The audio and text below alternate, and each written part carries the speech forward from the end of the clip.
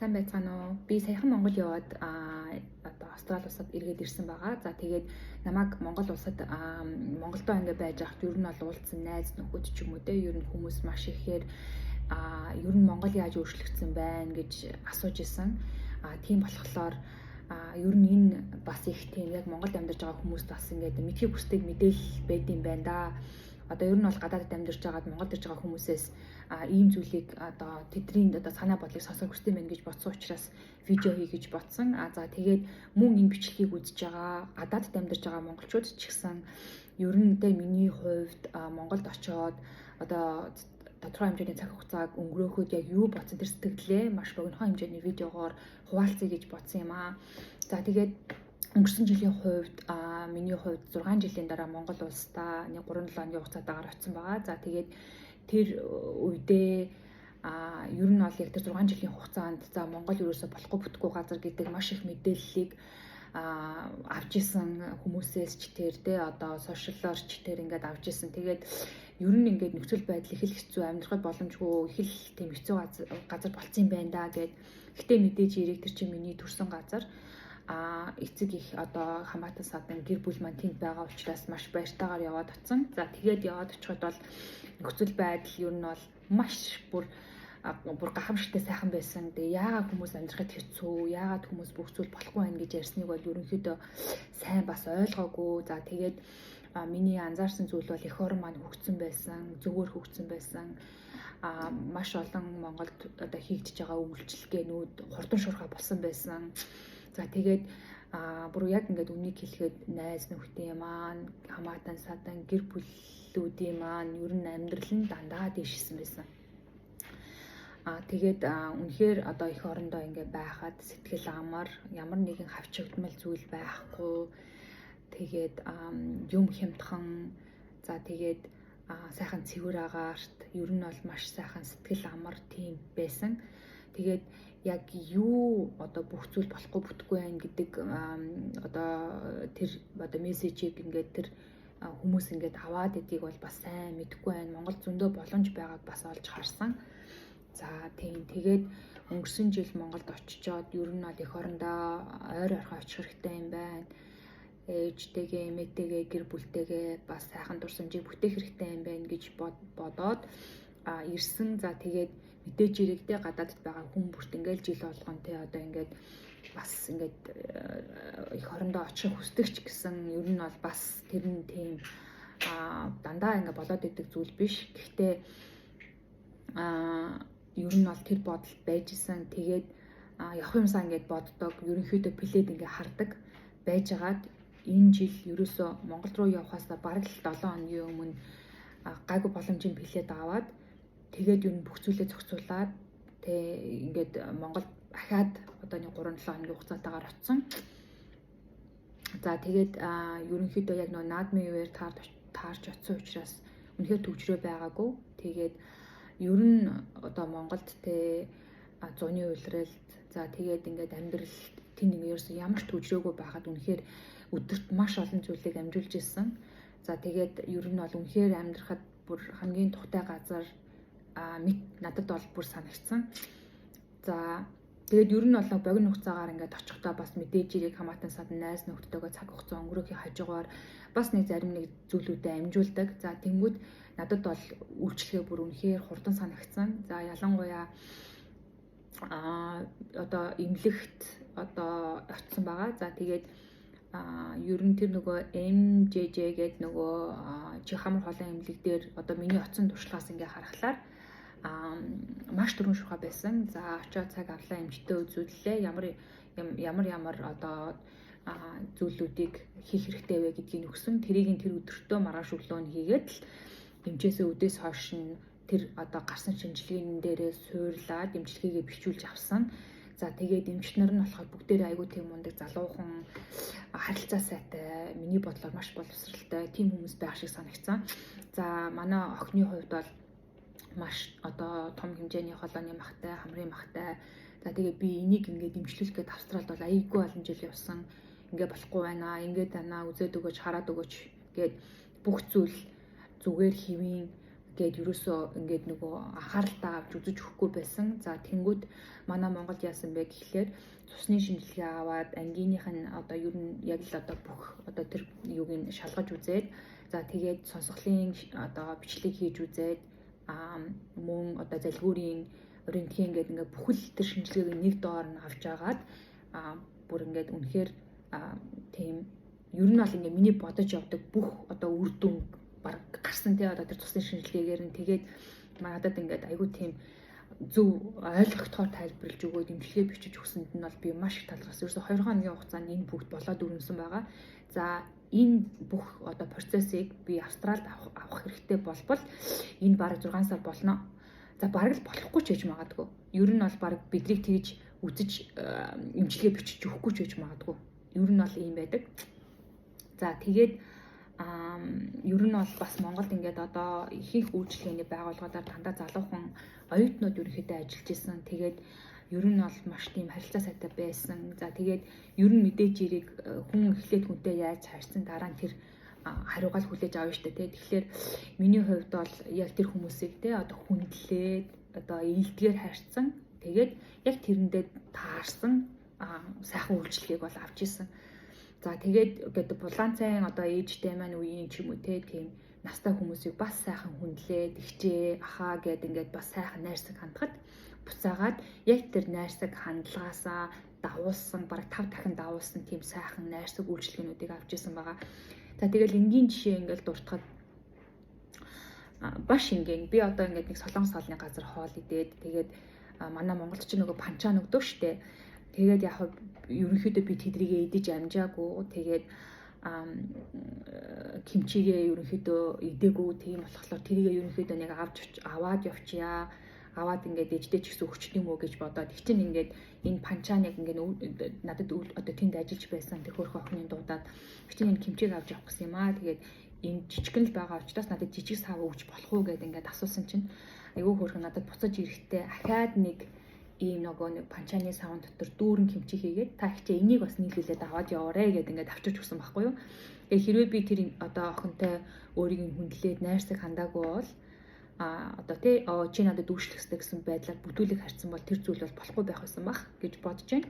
Манай энд чинь ингээд бид нар ерөнхийдөө яманд одоо явахдаа 30-аас 40 км, 60 км, бараг 100 км-ийн зайд ерөнхийдөө юмаа ингээд хийдэг хүмүүст Монголд надад бүр ингээд бүх юм маш ойрхон одоо бүх үйлчилгээнүүд ерөөсөө бидний одоо ингээд ерөөсөө нэг бараг хамгийн ихдээ 4 км-ийн радиустай байна уу гэж бодсон. Тэгээ тэр нь нөгөө бидрийг байх хугацаанд замын төвлөрөл үнэхээр бага байсан учраас ингээд айгүй тийм юу байсан одоо ажил төрлөө амжуулахад те ер нь ингээд нөгөө нэг их л хол явах юм шиг санагдаал ингээд дандаа тийм байдаг байсан бол ер нь ингээд нөгөө гэрийнхэн ингээд айгүй хол штэ гэж хэлдэг. Надад болохоор ерөөсөө ингээд нөгөө Google Map-ын дээр харахаар 2 км, 3 км гээд ерөөсөө айгүй хурдан очиод зөндөө олон ажил амжуулах боломжтой байсан. Бас үнэхээр бүр ингээд манай Монголд амьдарч байгаа давуу тал гэж бас би харж байгаа. За тэгээд тийм бас одоо миний бодлоор ингээд нэг үнэхээр сайжирсан зүйл бол 0-ийн асуудал тэгээд 0-д одоо 0-ийн цаас тий байдаг болцсон бүр үнэхээр маш их таалагдсан. Би ингээд нөгөө 2018 онд илүүтэй байж Монголд очиж байхад ингээд нөгөө ерөнхийдөө үйлчилгээний газар ингээд 0-д заавал мөнгө төлж ордог. Тэгээд 0-ийн цаас байдаггүй ингээд тийм байсан. Тэгээд нөгөө тэндээсээ би суралцсан байсан учраас Монголд ер нь очихдоо дандаа цүнхэндээ 0-ийн цаасаа хийж авч явж исэн. Тэгсэн чинь ер нь ихэнх үйлчилгээний газар ингээд 0 нь аягүй сайхан цэвэрхэн. Тэгээд 0-доо 0-ийн цаастай болцсон байсан. Тэгээд энэ бол бас одоо маш тийм одоо өөрчлөгдөж байгаа давуу тал гэж бодож байна. Юу дээ эн чинь одоо ер нь хүний наад захын хэрэгцээ шүү дээ тий. Тэгэхээр үүн дээрээ бас ингээд ажилласан байна гэж бодогцсон. За тэгээд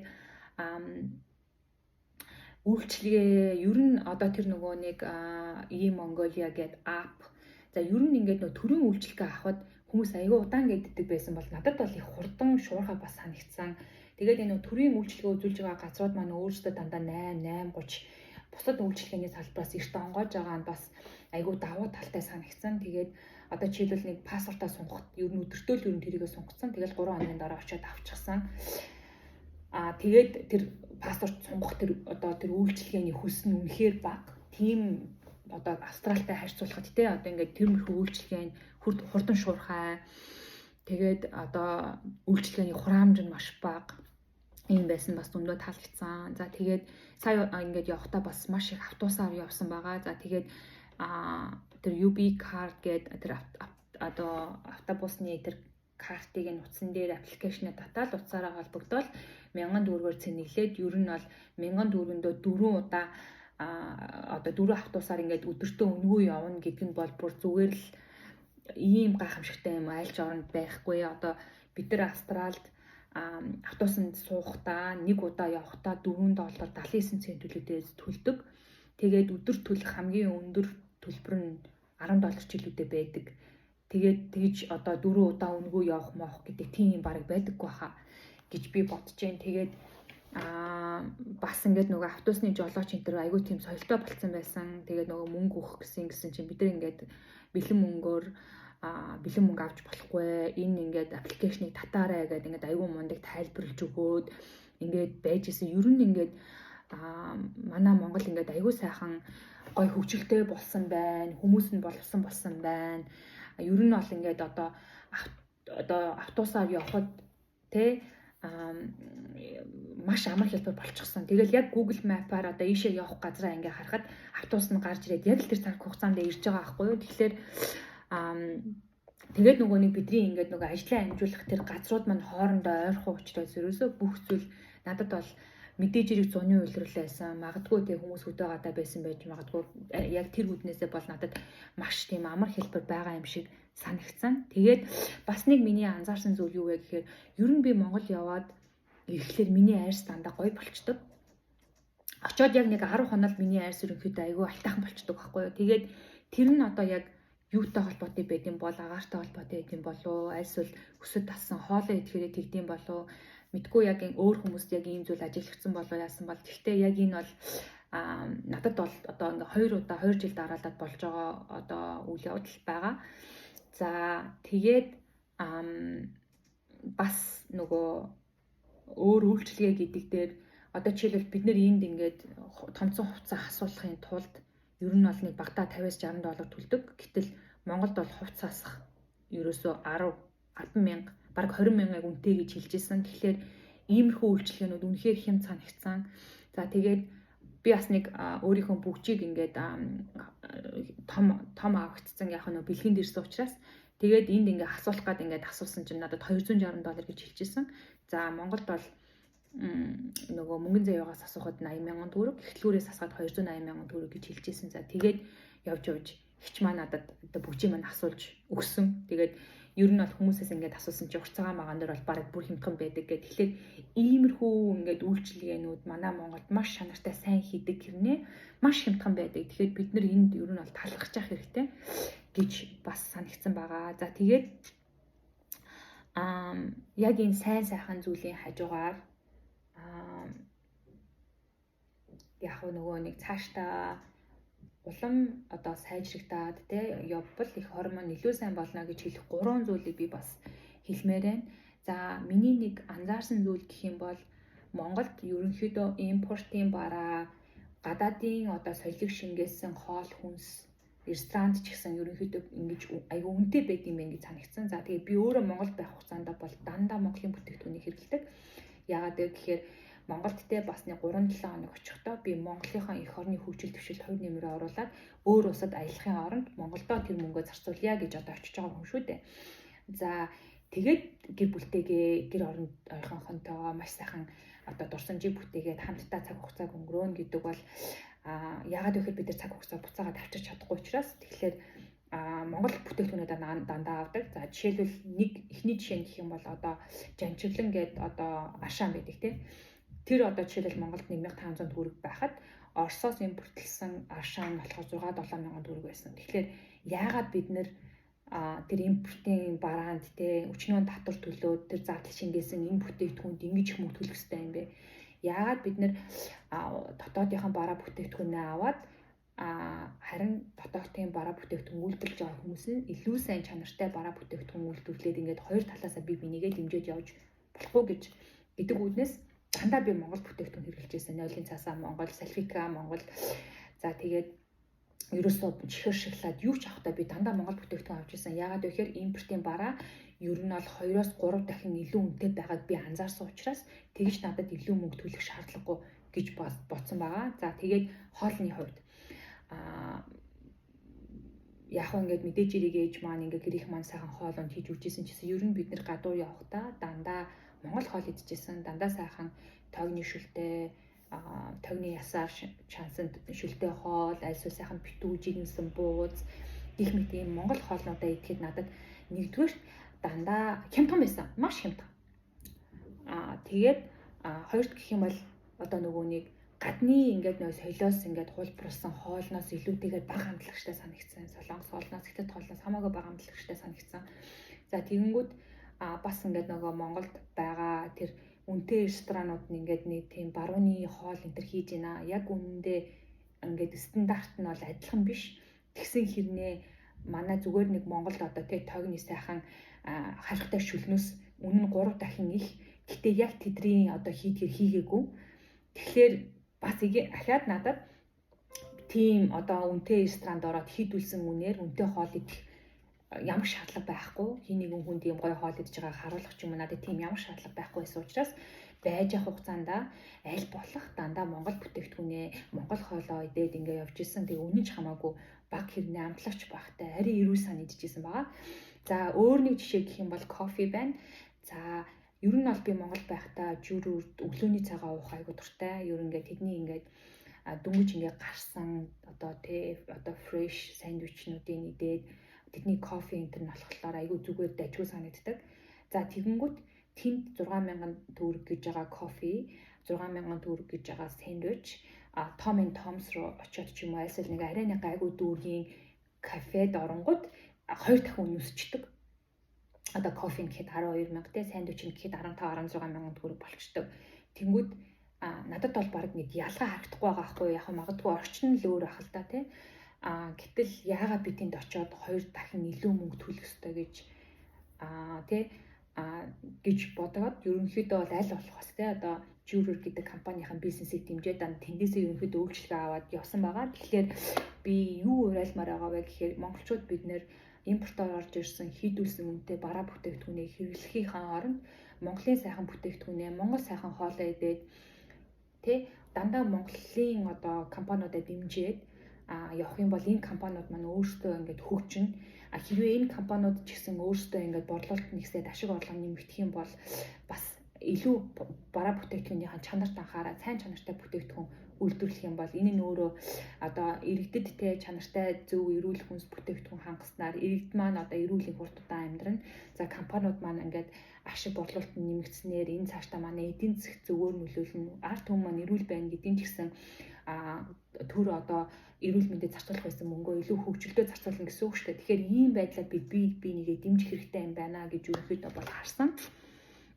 За тэгээд өөр нэг анзаарсан зүйл юу байсан бэ гэхээр одоо ингээд манай үйлчлэгээний байгууллагууд ер нь бол ингээд хөрхөн оюутан залуус ажиллаад маш хөөрхөн тийм одоо харилцаа сайтай ингээд байж байгаа боловч бас нэг анзаарсан зүйл юу байсан бэ гэхээр одоо тэр газар маань 9 цагт онгоохж байгаа. Тэгэхээр 9 цагт онгооход үйлчлэгээ үзүүлэхэд тэр хүмүүс маань бэлэн байх хэвээр. Гэтэл 9 цагт онгоочоод нөгөө тэр өдөртөө бэлдэж эхэлж байсан одоо бараа бүтээгдэхүүнээ ингээд зөөх ч юм уу те каса одоо салгах ч юм уу ингээд тэгэхээр энэ бүгд чинь уулна те одоо 9 цагт онгоох хэвээр дэлгүүр байсан бол хүмүүс нь 8 цагт 8:30 минутад ирээд бүх бэлтгэл ажлаа хийгээд 9 цаг гээд эхний одоо харилцагч орж ирэхэд үйлчлэгээ үзүүлэхэд бэлэн байх хэвээр. Гэтэл манайхан маань одоо эхний 1 цагаа тэрийгэ бэлтгэхдээ зарцуулаад байна. Тэгээд тэрэн дээрээ жоохон анхааруул зүгээр юм болов уу гэж бас ботсон. За тэгээд ер нь бол тэнд байж авах хугацаанд би бас өөрөө ингээд ботсон зүйлээ илүү найрсгал хүмүүст ингэж зөвлөгөө маягаар ерөнхийдөө бол хэлж явж ирсэн. Ер нь ингээд нөгөө тэнд оюутан залуусч айгүй гэж хүнээс ингэж юм сонсох дуртай болсон юм билээ.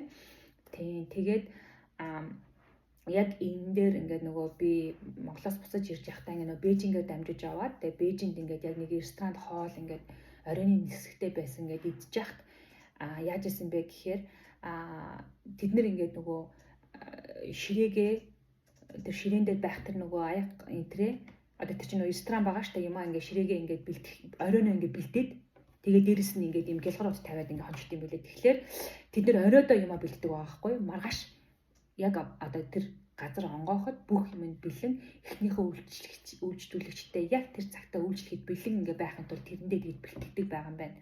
Тэгэхээр манайхан яаж болох вэ гэхээр орой одоо юу гэдэг нь те тэр кафе ч юм уу одоо юу гэдгийг тэр үйлчлэгээний газар 5 цагт хаахаар байсан бол хүмүүсээ яд 6 цаг альсвал 5 цаг 30 минут хүртэл ажилуулад маргааштай бэлдээд цагтаа онгоох альсвал ядаж 30 минутын өмнө төрүүлж ажилчид нь ирээд юмаа бэлдээд ингээд хүмүүст ингээд үйлчлэхэд бэлэн байвал их зүгээр байсан. За тэгээд миний хувьд болохоор яг нөгөө Австралийн цагаараа маш их эрт сэрдэг. Ер нь бол өглөө барыг дандаа 5 цаг сэрдэг тийм байсан. Тэгээд ингээд арай гэж 7 хүртэл хүлээчээд нөгөө 8 цагаас онгоох газраа ингээд хүлээгээд ингээд очихлоор ахаад намайг 30 минут хүлээлгээд ингээд цаг хугацаагаа ингээд алдаад идэг байсан. Тэгээд тийм болохоор яг ийм зүйлүүд дээр ингээд анхаарал ажиллах юм бол манай үйлчлэгээний салбар илүү ингээд мундаг сайн болох гээд байна. Тэгээд харилцан бие биенээ дэмжиж ингээд улс их орныхон хөгжилд бас ингээд хувийн нэмүүлэх байдлаар дандаа үндэснийхэн үйлдвэрлэгчийг дэмжиж үндэснийхэн бүтээгдэхүүнийг аваад Монгол хоолоос сайхан идээд авах хэрэгтэй байна. Тэгэхгүй бол одоо солонгос хоолны амтлагч Хятад хоолны амтлагч тэгэл одоо тэр нөгөө янз бүрийн стейк энтер гэл тэгэхээр нөгөө амар шарж марцсан хитрхи их амтлагчтай ч юм уу те ингээд иймэрхүү байгаад байгаа юм шиг надад бол санагдсан байгаа. За тэгээд яг энэ бичлэгийг бас үзэж байгаа хүмүүс байвал та нарт бас Монголд очиод ямар бодол төрсөн энэ дээр нэмээд юу хэлмээр байна. За тэгээд мөн Монголд байгаа хүмүүс жишээлбэл одоо ингээд гадаадад яг юм ямар байд юм бэ гэдээ асуух хүсэл байх юм бол над руу ингээд хувь чат бичиж болно. Бас энэ видеоны доор те ингээд чат үлдээж болно шүү. Тэгээд би ерөнхийдөө бол яг энэ суугаараа маш олон одоо чиглэлээр бичлэг хийдэг. Тэгээд цаашдаа миний одоо зөндөө олон төрлийн одоо хүмүүст хэрэгтэй бичлэгийг үзмээр байгаа бол миний YouTube channel-ыг subscribe хийгээрэй. Limitless гिचээд зураастай хязгааргүй гэд монголоор бичгээр ерөнхийдөө бол миний YouTube channel гарч ирдэг байгаа шүү. Тэгээд хийж байгаа айтемын дэмжиж миний YouTube channel-ыг subscribe хийгээрэй гэж бас хэлмээр байна.